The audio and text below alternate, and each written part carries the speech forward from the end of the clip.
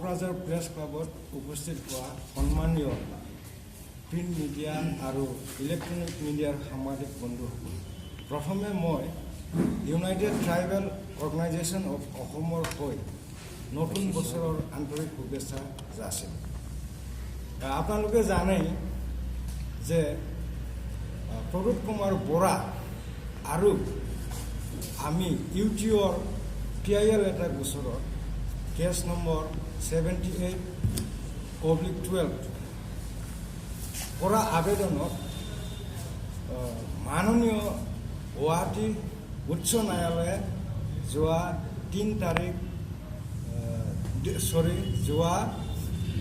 9 ডিচেম্বৰ 2019 চনৰ তাৰিখে এটা ৰায়দান কৰিছিল।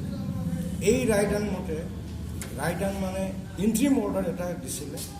এই ইণ্ট্ৰিম অৰ্ডাৰৰ মতে অহা 3 তাৰিখ ফেব্ৰুৱাৰীৰ ভিতৰত সংশ্লিষ্ট বিষয় যেনেকৈ DC আৰু আমাৰ BTCৰ প্ৰিন্সিপাল ছেক্ৰেটাৰী আদিকে ধৰি এইটো ট্ৰাইবেল বেল্ট ব্লকত কিমানবোৰ মানুহ সোমাই আছে আৰু কেনেকৈ উচ্ছেদ কৰিব তাৰ বাবে ডিটেইলছ 3 তাৰিখৰ ভিতৰত 3 তাৰিখ ফেব্ৰুৱাৰী 2000 ভিতৰত নিৰ্দেশনা দিছে। কিন্তু অতি দুৰ্ভাগ্যজনকভাৱে উচ্চতম ন্যায়ালয়ৰ এই নিৰ্দেশক আমাৰ সংসদ বৰণীয়া ডাঙৰীয়াই বড়ো ৰাজনীতি কৰিব বিচাৰিছে। তাৰ বাবে আমি তেখেতক অতি এই এনেকুৱা কাৰ্যক আমি দুৰ্ভাগ্যজনক বুলি আখ্যা দিছোঁ। লগতে তেখেতে কৈছে BTC অঞ্চলত ট্ৰাইবেল বেল্ট এণ্ড ব্লক ক'লে নাম মাত্ৰহে আছে। যদি শৰণীয়া ডাঙৰীয়া ট্ৰাইবেল বেল্ট এণ্ড ব্লকটো যদি নাম মাত্ৰ আছে, কেনেকৈ অসম চৰকাৰ BTC চৰকাৰে 4,50,000 বিঘা বেদখল কৰি আছে বুলি হাইকোৰ্টক কিয় ৰিপৰ্টটো দিলে? আৰু ইয়াৰ এনচাৰটো মই দিব পাৰোঁ। যিহেতু মানে শৰণীয়া ডাঙৰীয়া জানা উচিত, বড়োসকল খালি ট্ৰাইবেল নহয়। আমাৰ BTC অঞ্চলত বিশেষকৈ আমি বড়ো, লগতে ৰাভা আছে, হাজং আছে, গাৰো আছে, আৰু লগতে আমাৰ এই মদাহীসকলো আছে। ইয়াৰ বিষয়ে আমি 3 তাৰিখ ফেব্ৰুৱাৰীৰ ভিতৰত চৰকাৰে ইয়াৰ শপতনামা এফিডেভিট দিব লাগিব। কেনেকৈ কি প্ৰচেছৰ যিসকলে বেদখল কৰি আছে ইহঁতক উচ্ছেদ কৰাৰ কি প্ৰচেছ হৈছে, এইটো 3 তাৰিখ ফেব্ৰুৱাৰীৰ ভিতৰত হাইকোৰ্টত জমা দিব লাগিব।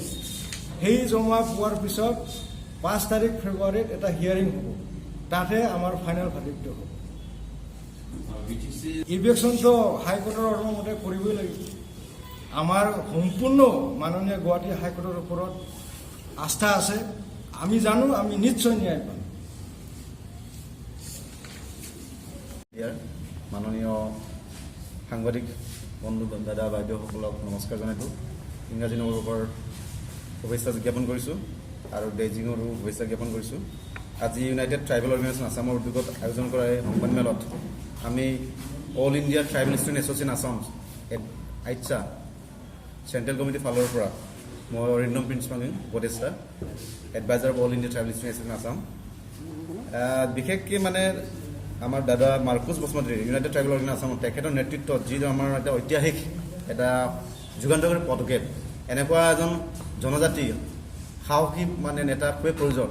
তেখেতৰ নেতৃত্বত যিটো মানে কি মাননীয় উচ্চ ন্যায়ালয় তেখেতসকলে সুদূৰ প্ৰকাশী জাজমেণ্ট দিছে, তাৰ কাৰণে আমি তেখেতক বিশেষকৈ ধন্যবাদ জ্ঞাপন কৰিছোঁ।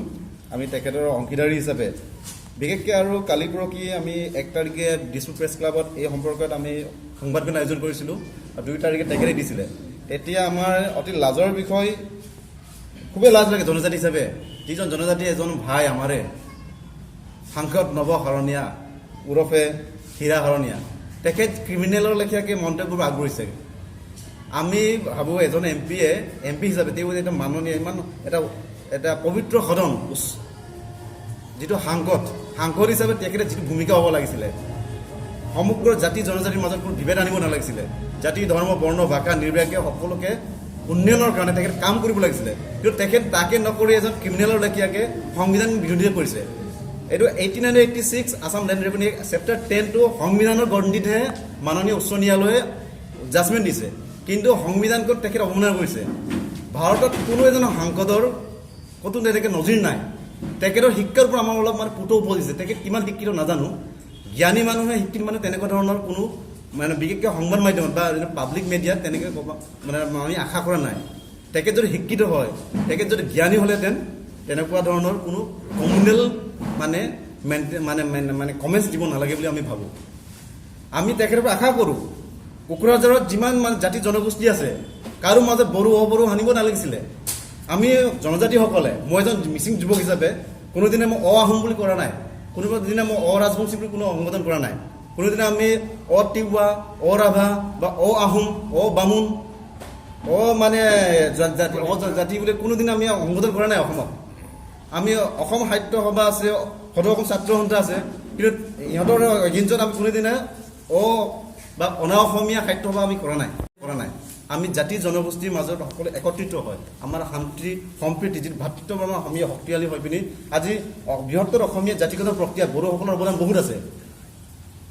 যদি অসমীয়া হিচাপে যদি বড়োসকল অসমীয়াৰ এটা যদি অংগ হয়, ইয়াত কিয় মানে অবড়ো বুলি সি বিগ বাষ্প ছটিয়াই আছে? ইয়াত কিয় মানে সাম্প্ৰদায়িক ৰাজনীতি ইয়াত কৰি আছে? তেখেতে ক্ষমতা লিপছো, তেখেতৰ নিজৰ ৰাজনৈতিক অধিকাৰৰ কাৰণে মানে তেখেত যিটো মানে বচাবৰ কাৰণে তেখেতে মানে জাতি জনজাতিৰ মাজত বিভেদৰ বিগ বাষ্প ছটিয়াই আছে, যিটো নেকি আমি খুব লাজ পাইছোঁ মানে এজন জনজাতি হিচাপে। আমি তেওঁৰ পৰা আশা কৰোঁ যে জাতি জনগোষ্ঠীৰ মাজত সকলোৱে সমন্বয় উন্নয়ন, কোকৰাঝাৰত যিমান BTCৰ যিমান MP আছে বা MLA আছে সকলোৰ লগত তেখেতে আলোচনা কৰিব লাগে যে কোকৰাঝাৰ হয়তো সমস্যা ইনফ্ৰাষ্ট্ৰাকচাৰ ডেভেলপ হ'ব লাগে, এইটো এৰিয়াত ব্ৰিজ হ'ব লাগে, দলং হ'ব লাগে, ইয়াত বিল্ডিং হ'ব লাগে, ইয়াত সকলো জাতি জনগোষ্ঠী সকলো মানে সমন্বয় হ'ব লাগে।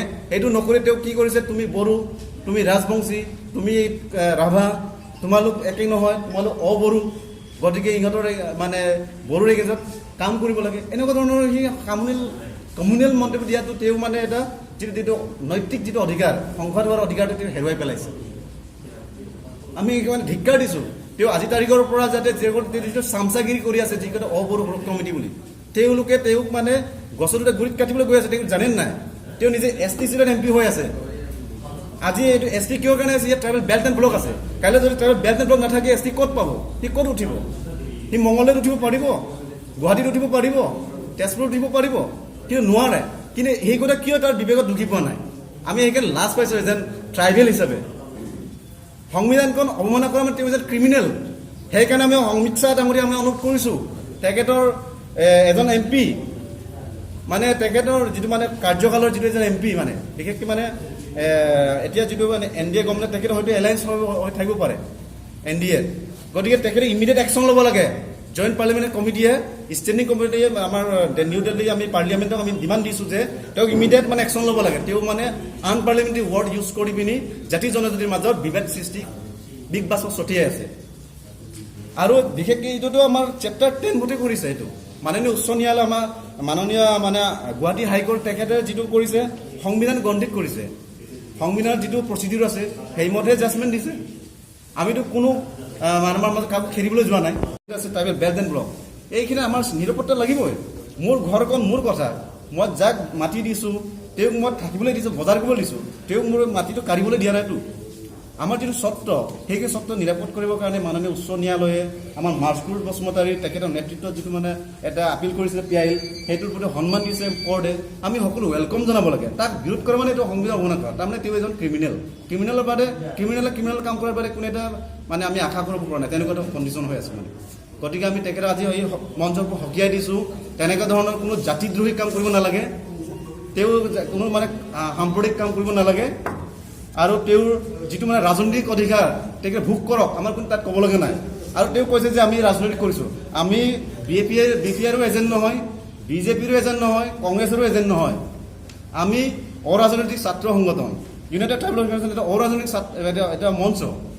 তেখেতে দিছপুৰ প্ৰেছ ক্লাবত কৈছে যে আমি কাৰোবাৰ মানে প্ৰপাগাণ্ডা কৰি আছোঁ, মানে ৰাজনৈতিক আমি কাম কৰিছোঁ। আৰে ভাই, তুমি MP চাপ, আমি হ'ল ছাত্ৰ সংগঠন, তোমাৰ ন্যূনতম জ্ঞানটো থাকিব লাগে। আমাৰ মাত মতৰ অধিকাৰ আছে, আমাৰ জাতি মাটি ভেটিৰ কথা আমাৰ অধিকাৰ আছে। তুমিহে আমাৰ ট্ৰাইবেলসকলৰ মাজত বিভেদ কৰি তুমি ৰাজনৈতিক অধিকাৰ কৰিছা, তাৰ পৰা আমাৰ ক'বলগীয়া নাই। কিন্তু আমাৰ যিটো মানে বড়ো, কোচ ৰাজবংশী, আহোম বা ইয়াত যিমান আমাৰ উচ্চ সম্প্ৰদায় সকলোৰ মাজত বা মুছলমান সকলো যিটো জাতি যিটো আমাৰ শান্তি সম্প্ৰীতি আছে, কিয় ভাঙিবলৈ গৈ আছা তুমি? গতিকে আমি এনেকুৱা ধৰণৰ জাতিটোৰ কাম কৰিব নালাগে বুলি আজি এই মঞ্চৰ পৰা বকিয়াই দিছোঁ।